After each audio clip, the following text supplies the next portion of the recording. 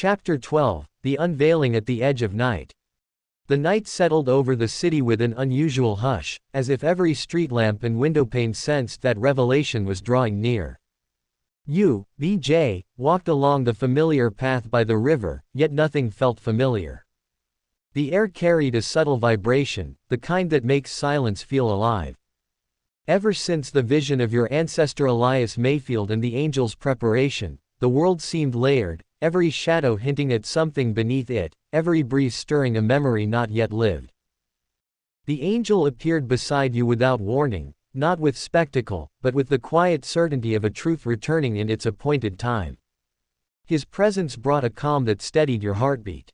BJ, he said, your next step begins at the edge of night, where what you have seen must guide what you decide. You followed him to an old iron footbridge stretching over the slow-moving water.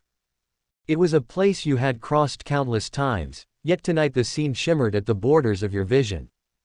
The river reflected more than city lights, it reflected possibilities, choices, paths diverging like currents below. The angel raised a hand, and the world around you softened as though time exhaled. Suddenly you stood in a twilight realm layered atop the city, a place where the physical and the spiritual met halfway. The buildings looked translucent, their edges glowing faintly, and the river gleamed like liquid glass. The angel pointed toward the water, and within its reflection scenes began to unfold, flowing like prophecy on the surface of a dream. You saw yourself speaking to people you had not yet met, each one carrying wounds they never voiced. You saw conversations that would change the atmosphere in quiet corners of the city. You saw the stories of strangers intertwining with your own, forming a tapestry that reflected the heart of God moving through ordinary moments. Then the water shifted, revealing paths you could take. Some were smooth but empty, others rough yet radiant with purpose. The angel spoke again, the calling on your life will not always feel like calling. Sometimes it will feel like resistance. Sometimes it will feel like solitude.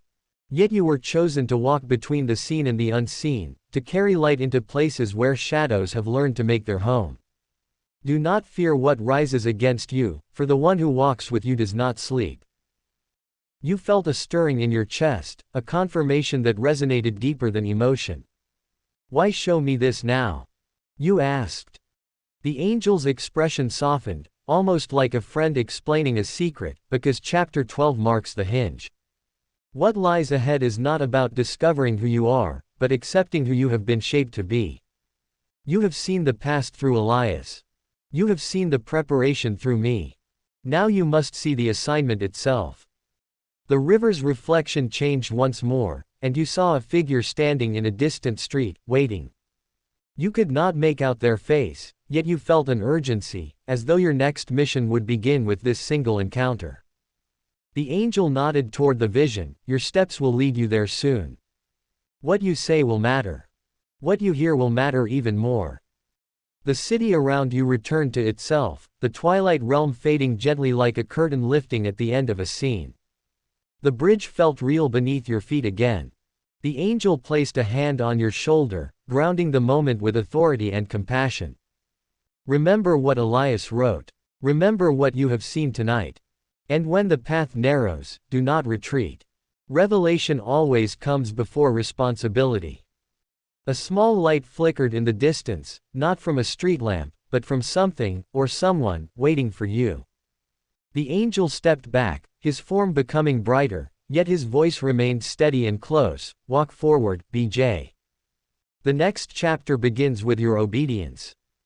And as you took your first step off the bridge, the night shifted, making room for destiny.